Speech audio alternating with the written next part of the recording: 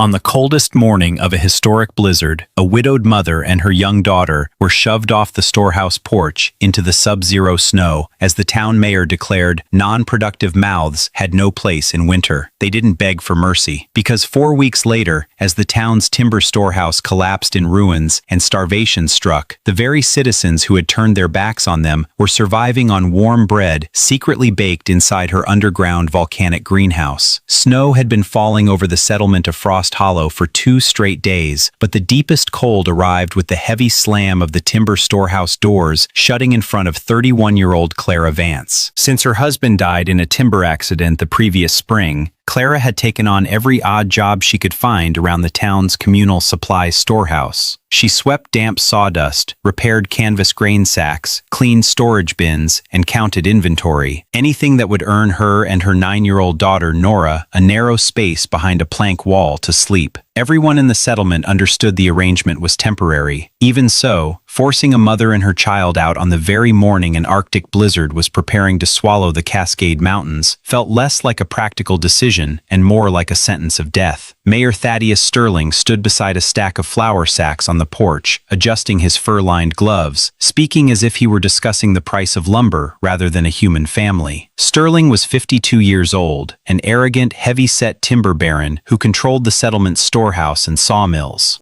"There isn't enough grain for non-productive mouths, Clara," Sterling said, his voice flat and unyielding. "Winter is a siege. Those who don't haul timber or cut firewood don't eat from the public bins." Silas Carr, the town's 45-year-old head carpenter, stood nearby with his hands tucked into his canvas work jacket. He had built the storehouse himself, and he called the mayor's decision a harsh necessity. Around them, townspeople watched from frost-coated windows and covered porches. Nobody argued. Nobody stepped forward. Clara absorbed the verdict in absolute silence. She did not beg, nor did she shed a single tear before the mob.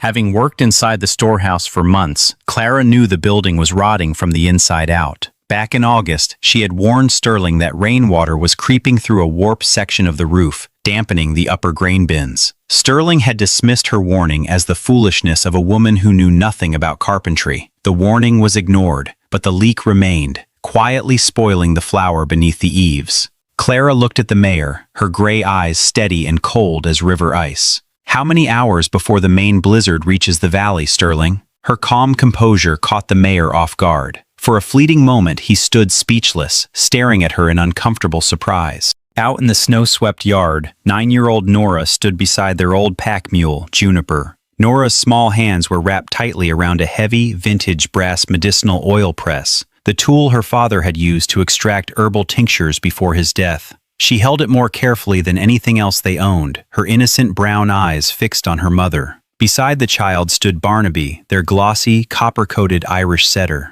The dog's long, feathery ears twitched in the biting wind, his dark eyes watching the mayor with a low, vibration-filled growl deep in his throat. Mayor Sterling stepped back into the storehouse and returned with what he considered a generous parting gift: a damp flour sack, a handful of dried potatoes, and a rusted shovel with a cracked wooden handle. He set them down on the frozen dirt, expecting some show of gratitude. None came.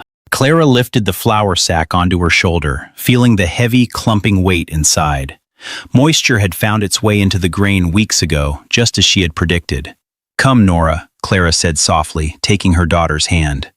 Nora led Juniper toward the mountain trail while Barnaby ranged ahead, stopping only once to glance back at the storehouse with a sharp bark. Clara lingered for a single moment longer. Her eyes moved to the storehouse roofline, where warped pine boards sagged beneath a heavy crust of ice, the exact section she had warned Sterling about before autumn ended. The leak was still there, and so was the silence around it.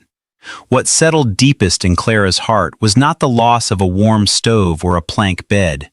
It was the terrifying ease of the town's cruelty. No shocked faces, no arguments, no one asking whether it was right to drive a child into the snow. As they crossed the frozen boundary of Pumice Hollow, little Nora tightened her grip on the brass oil press and looked up at her mother. "Do we still have a home, Mother?"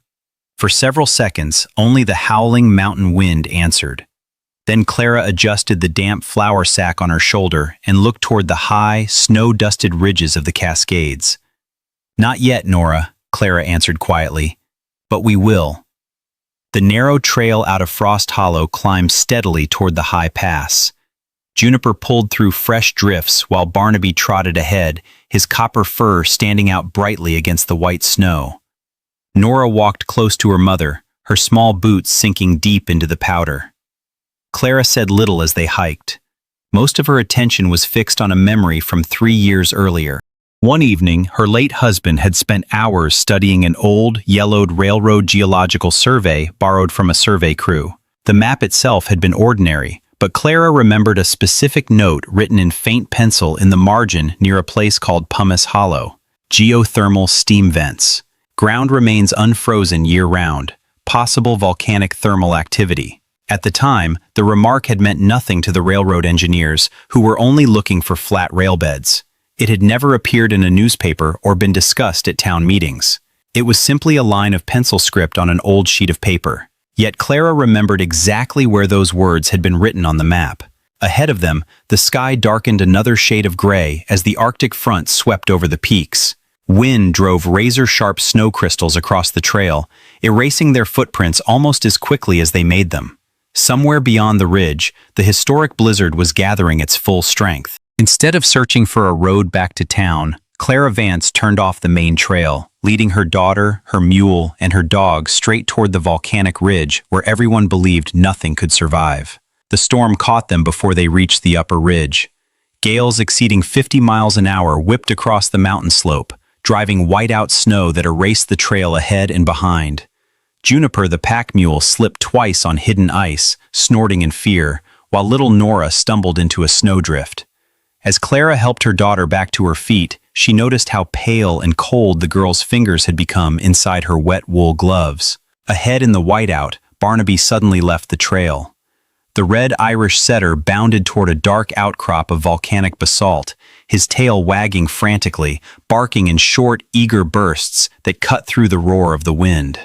Clara followed the dog, shielding her eyes against the gale. As she approached the basalt outcrop, she noticed a strange and wondrous sight. Snow covered the surrounding mountain slope 3 feet deep, but near the base of the volcanic rocks, the snow had melted away completely, exposing patches of dark, moist earth. A thin, visible ribbon of warm steam rose softly from a fissure in the rock, drifting upward before vanishing into the freezing sky. Barnaby pressed his copper nose against the warm fissure, his tail thumping against the dirt.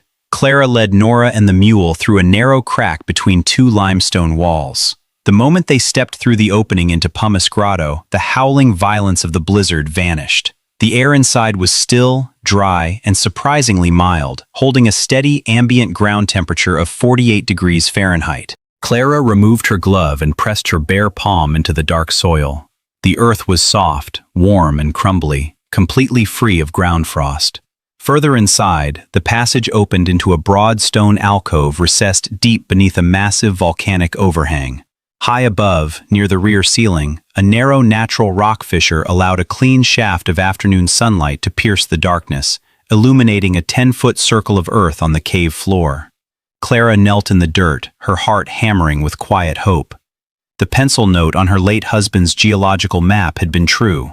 Before building a permanent camp, Clara needed to test the cave's ventilation.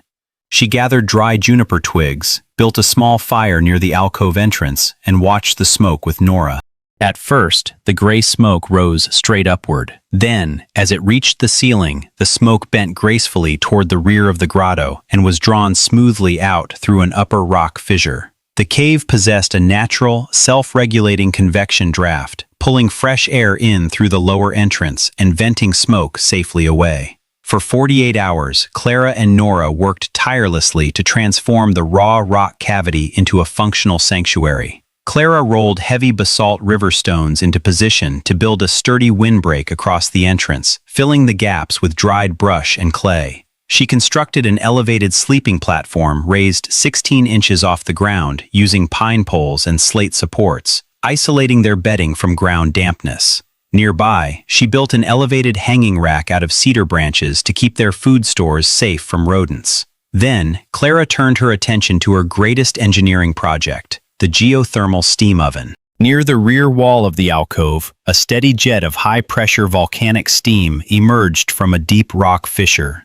Using flat slate slabs, river clay, and wood ash, Clara constructed a double-walled baking chamber directly over the steam vent. She routed the natural steam through hollow slate channels surrounding the inner clay box, creating an oven that absorbed and held baking heat continuously without consuming a single stick of firewood.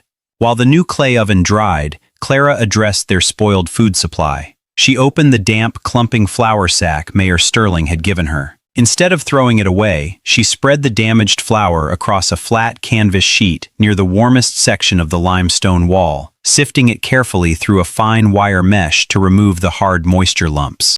Nora sat beside her, carefully unspinning the cloth wrapper from her father's stoneware jar. Inside, the sourdough starter, which Nora had kept warm against her body throughout the long trek, was alive and bubbling softly. Clara mixed the sifted flour with warm spring water and the active starter, kneaded the dough on a smooth slate slab, and placed it into the geothermal steam oven. An hour later, a miracle occurred inside the cold mountain grotto. Clara pulled a round, golden-brown loaf of sourdough bread out of the clay oven. The crust was crisp and split open, and steam escaped from the warm center, filling the entire cave with the rich, intoxicating aroma of baked wheat and fresh yeast. Nora opened her eyes, staring at the warm loaf in disbelief. It was the first hot, freshly baked bread they had seen since leaving Frost Hollow. Clara sliced the bread on a flat stone. She handed the largest, warmest piece to her daughter, a smaller piece to herself, and tossed a crust to Barnaby, who caught it eagerly in midair. Nora held the warm piece of bread in both hands, taking a bite of the soft, steaming center. A bright, beautiful smile broke across her small face. Outside the limestone entrance, the historic blizzard raged across the Cascade peaks, burying the valley below in 10 feet of snow. But inside Pumice Grotto, sitting beside a working steam oven with the scent of fresh bread rising into the air, Clara Vance knew that winter had lost its power over her family. A week after baking their first golden loaf, Clara Vance turned her attention to long-term survival. Fresh sourdough bread provided essential calories and comfort, but enduring a 5-month Cascade winter required vitamins, protein, and fresh green nutrition. Clara explored the second chamber of Pumice Grotto, where the natural ceiling fissure allowed a bright beam of afternoon sunlight to sweep across the stone floor for 3 hours each day. She pulled out a small, worn leather pouch from her pack, a collection of cold-hardy seeds her late husband had gathered years earlier. Inside were seeds of winter spinach, dwarf wheat, turnips, beets, and medicinal herbs, including rosemary, wild mint, and chamomile. Together, Clara and Nora set to work constructing their subterranean greenhouse. They carried dark leaf mold from beneath the juniper bushes in the ravine, mixing it on the cave floor with river sand, crushed limestone, and clean wood ash from the fire pit. The resulting soil was rich, dark, and well-drained, warmed from below by the Earth's natural 48-degree ambient heat. Nora carefully pressed the tiny spinach and dwarf wheat seeds into neat, prepared rows, watering them with warm spring water dipped from the geothermal basin. By the end of the second week, a green miracle unfolded beneath the ceiling fissure. Bright green shoots pushed through the dark soil. Thin blades of dwarf wheat and delicate ruffled leaves of winter spinach reached upward toward the daily beam of sunlight. Then, on the 14th night, a sudden technical emergency threatened to destroy the garden. A minor tremor deep within the mountain opened a narrow micro-fissure along the rear stone wall. By dawn, a faint, acrid haze of volcanic sulfur gas, carrying the sharp, suffocating smell of rotten eggs, began seeping into the growing chamber. By noon, the tender young spinach leaves had begun to wilt, turning yellow and collapsing against the soil. Nora stood beside the growing bed in tears, watching her garden die. "Mother, the air is hurting the plants." Clara knelt beside the bed, her gray eyes sharp with determination.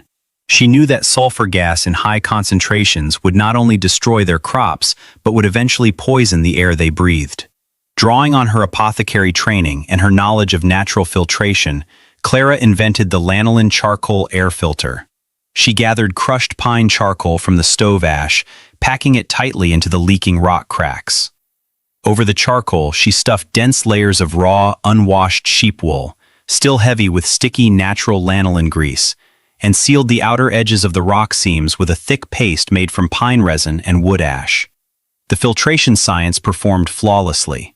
The activated carbon in the pine charcoal absorbed the heavy sulfur molecules, while the greasy lanolin wool trapped the gas moisture, completely neutralizing the toxic fumes before they could enter the room.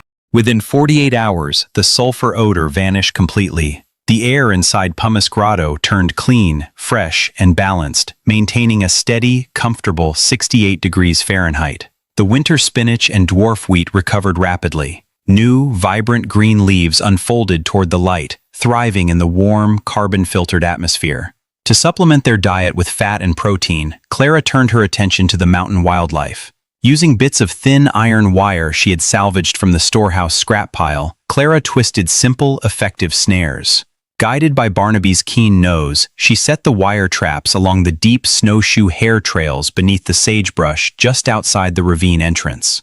Every 2 or 3 days, the snares yielded a fresh catch. The hare meat provided vital protein for rich, savory stews. The fat was rendered down for cooking in oil lamps, and Nora carefully stretched and dried the soft white pelts, stitching them together with hemp thread to create an extra luxurious fur blanket for their elevated sleeping platform. Pumice Grotto had transformed completely. Near the rear wall, the geothermal steam oven baked fresh sourdough bread every morning without burning a single stick of wood.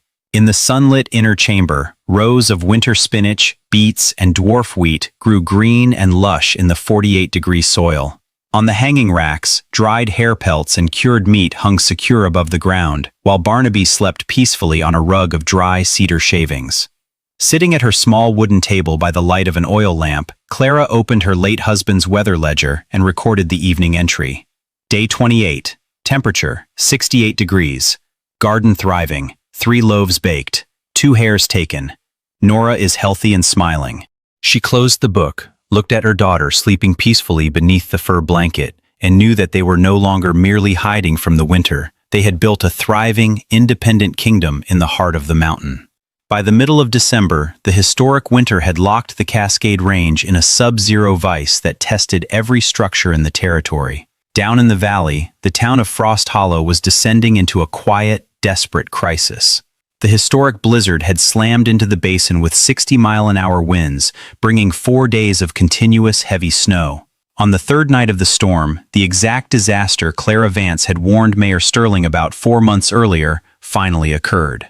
Rainwater that had seeped through the warped section of the storehouse roof during autumn had frozen solid inside the upper flour bins, expanding and rotting the pine trusses.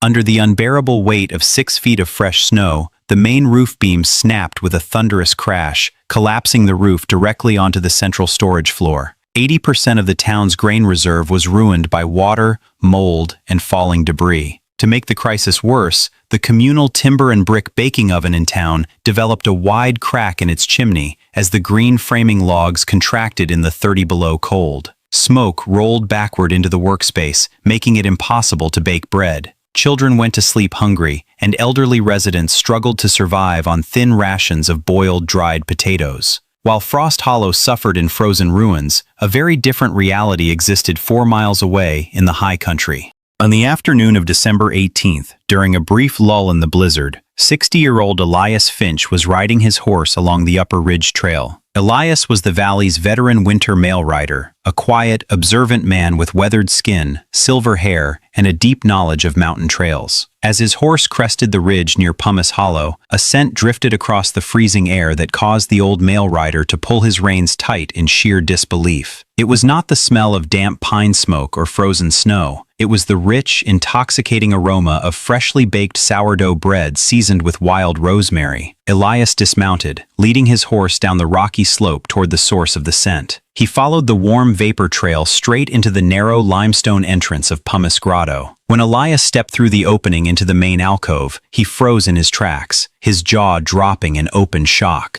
He did not find 2 frozen corpses buried beneath snowdrifts, as Mayor Sterling had predicted. He stepped into a bright, 68-degree subterranean paradise. He saw the geothermal steam oven baking golden loaves of bread near the rear wall, thick wooden shelves packed with dried hare meat, canned berries, and oil lamps, and a lush, vibrant green garden of winter spinach, beets, and dwarf wheat stretching beneath a natural shaft of sunlight. Little Nora sat on an elevated wooden platform, wearing a warm fur coat, reading a schoolbook, while Barnaby the Irish setter trotted forward to greet the visitor with a friendly wag of his tail. Elias removed his fur hat, staring around the warm, food-filled stone sanctuary in utter awe. "The whole town swore you froze in the first blizzard, Clara," the old mail rider whispered, his voice shaking. "Sterling told everyone you were gone." Clara walked out from the garden chamber, holding a fresh, warm loaf of sourdough bread. "The mountain protected us, Elias."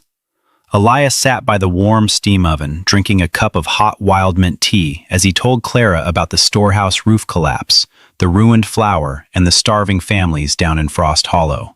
Nora looked up at her mother, her brown eyes filled with compassion. "Can we help them, Mother?" Clara looked at the rows of fresh winter spinach, the sacks of sifted flour, and the warm loaves resting on the stone rack. She harbored no desire for revenge, nor did she gloat over the town's misfortune. Her heart carried only the practical, quiet grace of a true healer. "We have warm bread, fresh greens, and dried meat to spare, Elias," Clara declared softly. "We will feed the children first." Elias agreed to become their secret courier. Every 3 days, under cover of early morning fog or evening snowfall, Elias rode his horse up to Pumice Grotto. Clara loaded his leather saddlebags with warm loaves of sourdough bread, bundles of fresh winter spinach, and packages of dried hare meat. Elias rode secretly into Frost Hollow, dropping the plain canvas food sacks on the doorsteps of the poorest, hungriest families in town, including households that had stood on their porches 4 months earlier and watched Clara's eviction without saying a single word. Inside a cold cabin at the edge of town, a mother opened her front door to find a still warm loaf of sourdough bread and a bundle of fresh green spinach resting on her porch. She wept with joy, feeding her starving children their first nutritious meal in weeks. Mysterious stories began circulating through Frost Hollow about a secret mountain baker. Some claimed an angel was dropping bread from the sky. Others believed a wealthy hermit beyond the ridges was sending aid. Mayor Sterling and carpenter Silas Carr dismissed the rumors as wild tales, even as they watched hungry children in town suddenly grow stronger and healthier. But the deliveries continued, steady, silent, and saving lives every single week, while the true source remained hidden high on the volcanic ridge. The truth behind the secret bread deliveries finally came to light during an emergency town meeting inside the Frost Hollow Church Hall in late January 1890. The room was packed with shivering, anxious citizens. Mayor Thaddeus Sterling stood at the wooden pulpit, attempting to defend his management, claiming that the storehouse collapse was an unpredictable act of God and that town rations would have to be cut even further. 60-year-old mail rider Elias Finch stood up in the middle of the crowded room, his silver hair gleaming under the oil lamps. "Stop lying to these people, Sterling." Elias's voice rang out like an iron bell, echoing off the timber rafters. "The warm sourdough bread and fresh green spinach that saved 20 families in this room didn't come from your ruined storehouse.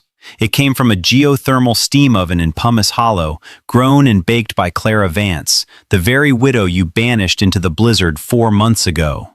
A suffocating, stunned silence fell over the church hall. Mothers gasped. Several townspeople wept openly in shame, and Mayor Sterling turned as pale as a corpse, his hands trembling against the pulpit. Carpenter Silas Carr stared at his boots in utter disbelief. The woman they had turned their backs on, the mother they had left to freeze in a 40-below whiteout, had been quietly feeding their starving children for weeks. A week later, after the trails cleared, a delegation led by Mayor Sterling, Silas Carr, and several town councilmen climbed the bench trail up to Pumice Hollow. They expected to find a crude, miserable hole in the dirt. Instead, when they stepped through the limestone entrance into Pumice Grotto, they were struck by a wave of dry, warm, 68-degree air that felt like a spring morning. They stood in absolute, speechless awe. They saw the geothermal steam oven radiating continuous heat without consuming firewood, the lanolin-charcoal air filters neutralizing every trace of rock gas, the elevated slate sleeping platform where little Nora sat reading, healthy and vibrant, and the lush green rows of winter spinach, beets, and dwarf wheat thriving beneath the sunlit ceiling fissure. Silas Carr walked over to the steam oven, touching the smooth clay and slate structure with his calloused carpenter's hands. "I spent 30 years telling settlers that pine boards and studs were the only way to build, Clara," Silas said, his voice choking with genuine remorse. I called your home a bird's nest and a pig pen. I was a fool. You built an engineering masterpiece that saved this valley, while my timber storehouse turned into a frozen grave. Silas pulled out his leather notebook and pencil, asking Clara to teach him the exact measurements, the steam vent angles, and the lanolin-charcoal filtration ratios. Mayor Sterling stood in the green garden chamber, completely humbled. He pulled a rolled parchment document from his coat, an official territorial release revoking Clara's eviction, restoring her full property rights, and granting her a permanent deed to the entire Pumice Hollow Ridge. Sterling offered the paper to Clara with a bowed head. "I was wrong, Mrs. Vance. God help me, I was wrong. I'll pay whatever wages you ask if you'll teach us how to build these shelters for the town." Clara accepted the deed calmly, offering no bitter words or lectures. She cut a fresh, warm loaf of sourdough bread, handed a piece to Sterling and Silas, and looked at the green garden thriving beneath the winter sun. "The winter doesn't care about town pride or timber wealth, Sterling," Clara said quietly. "It only respects those who know how to listen to the earth." Spring returned to the Cascade Mountains and the Washington Territory in early May of 1890, sweeping away the long Arctic darkness with warm Chinook winds and brilliant mountain sunshine. Snow retreated rapidly up the volcanic ridges. Silver streams of meltwater rushed down the granite ravines, and wild blue prairie flax bloomed across the valley floor. The Frost Hollow Basin, once a frozen wasteland of ruined timber and broken promises, began the slow, necessary work of rebuilding. But the town did not rebuild the way it had before. When the new construction began that spring, settlers and ranchers did not line up at the sawmills to buy thin pine planks for flat vertical walls. Instead, long lines of horse-drawn wagons creaked up the winding trail to Clara Vance's claim. Builders, mason apprentices, and homesteaders from 3 counties arrived at Pumice Grotto, not to mock, but with sketch pads, measuring chains, and notebooks, eager to learn the principles of geothermal architecture and subterranean farming. Clara, Nora, and Silas Carr turned no one away. Together, they stood outside the limestone entrance, teaching every family in the territory how to construct geothermal steam ovens, how to install lanolin-charcoal air filters, and how to build elevated slate sleeping platforms. Clara showed them how raising a floor 18 inches on slate piers allows dry mountain air to circulate beneath the timbers, preventing ground frost, and how double-plank cedar walls packed with raw wool and volcanic ash hold indoor heat like a thermos. She shared the barometric charts and crop yield records from her weather ledger, proving that an earth-sheltered home built in harmony with nature requires no timber cutting and provides fresh food all winter long. Under Clara's direction, the new Frost Hollow Town Hall, the district storehouse, and dozens of new homesteads were constructed into natural rock recesses with elevated stone foundations. Across the Washington Territory, these earth-shielded stone chambers became standard winter construction for mountain homesteads, recorded in territorial survey maps and land office ledgers under a permanent, respected name, the Pumice Sanctuaries. Clara's apothecary and bakery business became the most vital enterprise in the district, supplying herbal medicines, fresh sourdough loaves, and winter seeds to settlements throughout the Cascade Range. Years rolled by across the high territory, bringing prosperous harvests and quiet peace to Pumice Hollow. Nora grew into a brilliant young apothecary and agricultural botanist, attending the Territorial College and eventually publishing the Northwest's first technical manual on subterranean geothermal agriculture and winter crop systems. She carried her father's vintage brass oil press with her wherever her scientific research took her, honoring the memory of the man whose tools had helped save her life. Barnaby, the faithful Irish setter, lived out his long life resting comfortably in the warm, sunlit entrance of the grotto, his copper coat glossy and his dark eyes peaceful, guarding the family until his quiet end at 15 years of age. Decades later, long after the original wooden towns in the valley below had vanished, the limestone grotto inside Pumice Hollow stood strong, its geothermal steam oven and sunlit garden chamber completely untouched by time. A modest bronze plaque was eventually mounted on the volcanic rock face beside the entrance, bearing a simple inscription chosen by the townspeople. She fed the hungry where the cold could not follow. The story of Clara Vance was never simply about volcanic steam, lanolin filters, or 40 below whiteouts. It stood as an enduring, timeless testament to a frontier truth, that nature never surrenders to human pride, and survival is not granted to those who build higher, heavier walls to fight the storm. The greatest protection is often the one hidden in the shadow of the mountain, waiting for a mother wise enough to listen to the earth. And when the great Arctic winter comes to deliver its final judgment, the only witness whose opinion truly matters is the storm itself.